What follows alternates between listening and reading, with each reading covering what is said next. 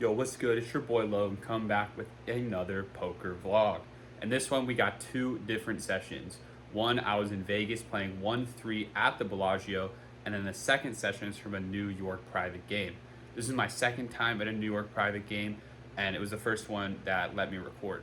And the stakes there were 1, 3, 10. On the $10,000 bankroll challenge, we are currently at 5,491.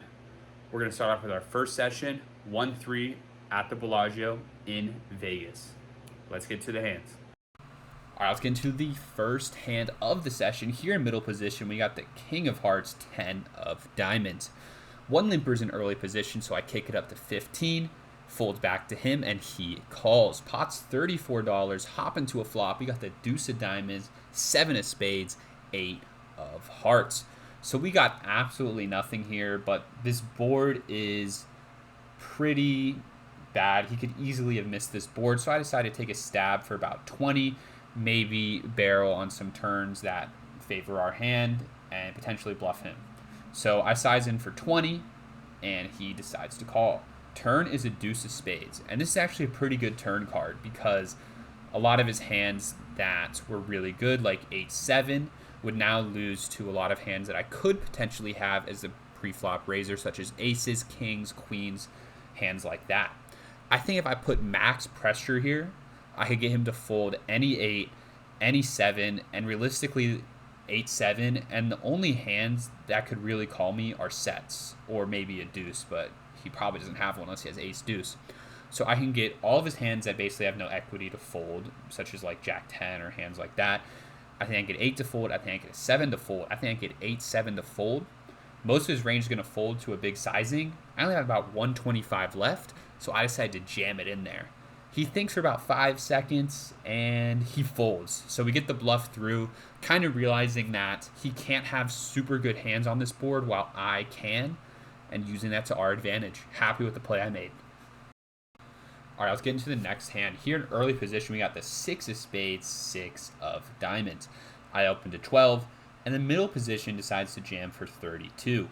Folds back to me, and I have to call 20 to win 48, getting over 2 to 1, about 2.5 to 1. So I need a little bit less than 30% equity, which I definitely have if someone's shoving 10 bigs, so I make the easy call. Let's go to the run out. It's the 5 of Hearts, Ace of Clubs, King of Hearts, 8 of Clubs, 7 of Spades. We're not in love with this run out. He could easily have an ace or a king, and I basically assume I lost.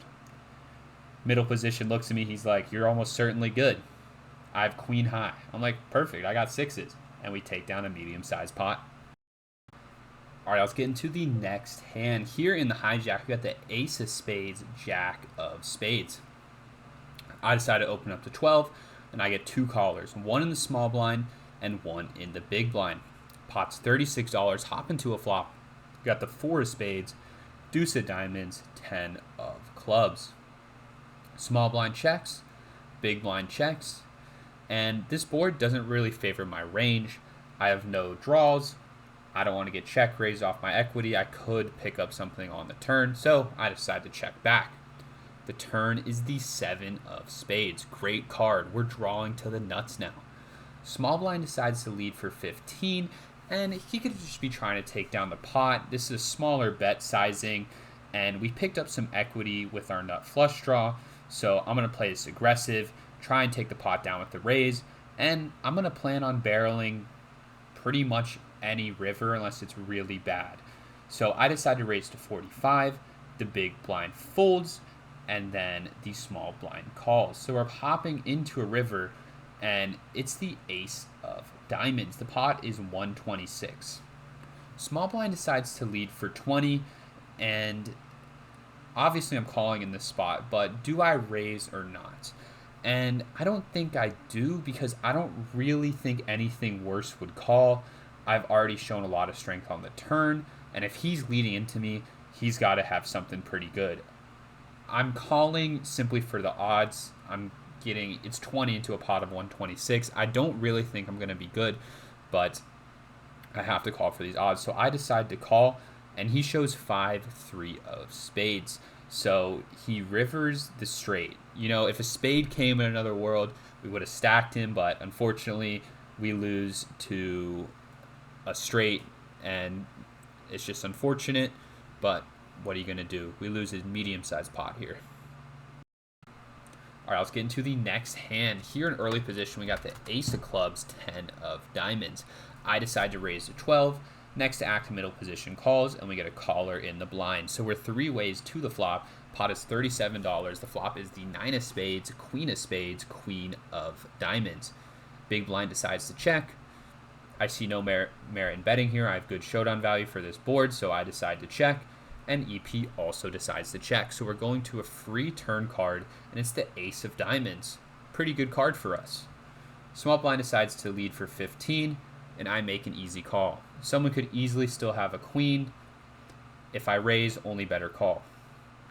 And middle position also decides to call. So at this point, I'm thinking someone has a queen or diamonds, and if any more money is going to this pot, I'm probably going to fold. Going to a river, the pot is $82. It's an awful card. It's the 7 of diamonds. I don't really see a world where I have the best hand in this situation, so if someone puts money in, I'm probably going to fold, unless it's a really small size. Small blind decides to lead for half pot at 40, and like I said before, I just don't think I'm good here. I think if it was a while ago, I probably would have stuck in the call, but I'm a better player now. I've evolved, and I make the fold. Middle position calls, and he says, if you got a boat, you're good. And he shows the nut flush. And I'm like, whoa, why didn't you raise? You have the nut flush. Are you that scared of a boat? You could get value from so many combos of trips. But anyways, he shows the nut flush. The other guy mucks. He probably had a queen. And we make a pretty good fold, I'd say. I'm happy with how I played this hand. That concludes the first session at the Bellagio. Results are right here. I don't think I played bad at all. You guys, as always, can give me feedback. I thought I made correct folds. I was just pretty card dead and didn't play too long. And in the hands I got involved in, fortunately, I just had to fold, as you saw when I had ace 10.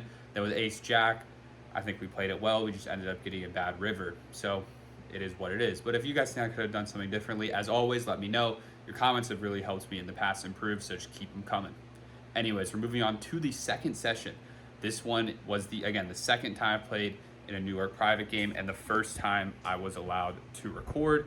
So in this one, it was 1-3-5, and even sometimes it was 1-3-10. And one thing that's unique about this game is they had something called the lucky straddle. So what the lucky straddle is if you win a hand, then the action pre-flop ends on you no matter what position you're in. So let's say, for example, I won a hand, and then the next hand I'm on the button, I'd have ultimate last action pre-flop and post-flop. So this makes the game a lot different because let's say, for example, someone in the cutoff won last hand, I'm on the button. Well, I'm last to act post-flop, but now I'm first to act pre-flop. So it kind of changes your ranges a bit, and this did confuse me, I'm not going to lie, and it made me play a lot tighter, I would say. Also, the stakes were a bit bigger, 1-3-5, even sometimes 1-3-10. So in this game, I did play a lot tighter. But anyways, now that I kind of explained that lucky straddle, let's go ahead and get into the hands. Getting into the first hand of the second session, the lucky straddle is on, like I explained before the second session, and that's right in front of us. And in addition to the $5 lucky straddle, he put on an extra 5, so it's 1-3-10, just to preface this hand. So I have the 8 of hearts, 8 of diamonds in middle position, and I'm first to act because of that lucky straddle. So I decide to kick it up to 25, and only the lucky straddle calls, who I position on post flop. So the pot's $53. Going to a flop, it's the 7 of clubs, 8 of clubs, queen of clubs. So we flop a set, but it's a monotone board. We're having mixed feelings at this moment. He checks to me, and I decide to choose a side where he's going to raise with his flushes or his high flush draws, such as if he had the ace of clubs. So I can somewhat cap his range. And I think a half pot bet, little under half pot bet, is going to accomplish that goal to where he'd raise with his stronger hands. So I go 20, and he just decides to call. So the pot's at $93. We're going to a turn. It's the deuce of diamonds, so it's not a club. At this point, I don't think he has a flush, or at least a very good one, and I don't think he has the ace of clubs, but it is still possible that he has a club, so I want to protect against that. To protect against that, I'm going to bet pretty big. So I decide to bet 100 to charge him if he has, let's say, the jack of clubs, queen of clubs. And he instantly folds. So he probably didn't have too much, and we take down a medium-sized pot. All right, let's get into the next hand. This one is a PLO double board bomb pot. I think it's the first one of the vlog, and if you guys know anything about this, you know it's about to get a little bit complicated. So I'm going to try and explain this as best as possible. We got the ace of clubs, 4 of diamonds, 10 of spades, 6 of diamonds here in EP. We're all putting in $10 pre-flop, so the pot's $80 to start it off. And let's hop to the flops. The first flop is the 6 of spades, 6 of hearts, ace of hearts. So we flop the second nuts. Unless someone has aces, we're good. Second flop is the deuce of spades, queen of diamonds, king of hearts. So we just flop a gutter there. Checks to me, and since I have such a strong hand on the top board, almost certainly good. There's only one combo of aces that beats us, and really nothing on the other. I want to get as many colors as possible because I'm most likely going to chop this pot. So I'm going to lead out small when it checks to me for 20, and I get 3 callers. So the pot is 140 going to a turn. It's the 7 of diamonds up top. Doesn't really change anything. And on the bottom, it's the jack of clubs. So we got the second nuts, and we got the nuts. We're about to get paid, and we're trying to get as much money in as possible. And that makes it even easier when first to act leads out for 125. Action's now on me, and I only have 211 back. And if someone's calling 125, they're calling 211. So I just put it all in there. Next to act, re-jams for, well, the cap in this was 500, so he re-jams for 500. Next to act folds, and then the person who let out for 125 calls the $500 jam. So we're 3 ways all in with side pot action on a PLO double board bomb pot. It's about to get super confusing for the dealer. I do not envy his position. First river's a 9 of spades, so again, we got the second nuts there. Second river's the 5 of diamonds, so we still got the nuts there. The pot is $773 for me. I show my cards. I'm like, I must certainly have 3/4 of this at the minimum. So I got the top board. Neither of them have aces. And then on the bottom board, we actually all had ace 10. So I get half of the side pot plus a third of the bottom board. So all in all, it was a nice win of $515. Very good hand. All right, let's hop into the next hand. Here in middle position, we got the ace of spades, king of diamonds, big slick. We're feeling good. EP raises to 30 and gets 1 call. So I make it 150. And honestly, I think I could have gone bigger. I think I could have gone about 180, 200. The game was super loose. I think 3xing the pot is a better 3-betting sizing. But regardless, they both call. So the pot's 450 already. We're going to a flop. The pot's 450. The flop is the 6 of diamonds, queen of clubs, 9 of diamonds. EP decides to go all in. Next to act calls. I have about 200 left, but I'm just never good here. I'm not really getting the right price, so I decide to fold. EP shows queen 10 off, and then EP2 shows pocket 7s, and the queen holds. And there's not much I could have done here. I just missed with ace king, but I'm just trying to show you guys like the type of game. This is a super loose game. This guy's calling a 3-bet with queen 10 off. The guy with 7s made more sense, but he called a jam post flop with someone to act behind him with 7s. Like, this is a good game. I was just showing you that because this is a really good game. All right, our next hand, we're shorter because we just lost that hand with ace king, but we're here in late position. We got ace of spades, 3 of spades. EP raised to 25, and I only had 159 left after losing with ace king, and because that lucky straddle, I think I was 3rd or 4th to act pre-flop, and this game was super wild. Ace 3 of spades is by far ahead of this guy's opening range. He's the same guy with 7s in the last hand, so I decided to jam. I think it's a fine play. I only have 159 behind, and everyone folds, and the original raiser decides to call. So the pot's 321. We decide to run it twice. He shows king jack off, so we are a favorite. First board is the deuce of diamonds, queen of hearts, deuce of hearts, 7 of spades, and the 10 of hearts. So we hold on the first board. Ace high is good. Second aboard flops, 8 of spades, ace of clubs, 3 of clubs, no sweat. We got this on lock. Turns the 6 of hearts, rivers the 10 of hearts. So we take down this pot. We ran it twice and we still scoop. I think it was the right play in a game that's this loose, especially against that player. He's probably calling with any 2 that he's opening with. So we made a good play, recognized the player type, and we scooped. Let's go. I was getting to the last hand of the session. Here in early position, we got the king of hearts, queen of hearts. Straddle is on to 10, so I bump it up to 30, and I get 2 callers, 1 in the big blind and 1 in the cutoff. Pot's 101, going to a flop. It's the ace of hearts, queen of clubs, 7 of hearts.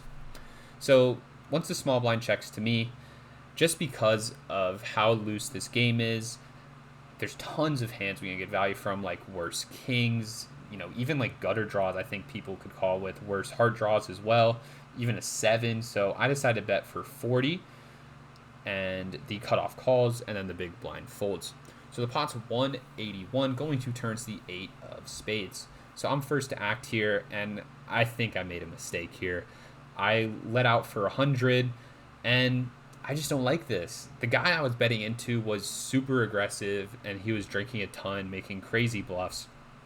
And if I checked, he might have just gone all in with nothing, and I would have snap called. And I think there's just so much more value in checking to him and letting him bluff. I really, really do not like this play of betting 100, because he's only going to call me with better realistically, even if he is really drunk. So I bet 100, and he folds. So I think we misplayed this last hand, but it's still nice to take down that, slightly larger pot. All right, y'all, that concludes this session in the New York private game and the Bellagio. New York private game went really well. Took a win of about 350, so decently sized win. On the video, we netted 200, so the total bankroll is now at 5,691. Small win, but it's better than a big loss, so I'll take it. And if you guys are in New York and do want to play in the private game, I'm going to leave their Instagram down in the description. You can just shoot them over a DM.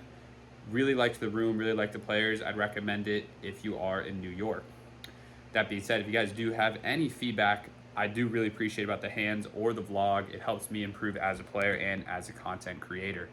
And from here on out, I am going to keep playing in New York. I have some more footage that I need to edit together, but I'm also going to be going back down to DC for break when I'm on break from school. I'm going to be playing at MGM once again. I really like the MGM room. I definitely do miss it. I know you guys love it too, so I can't wait to get more footage there. With that being said, I appreciate you guys tuning in to another vlog. Hope you guys have a great rest of your day. Thanks for watching.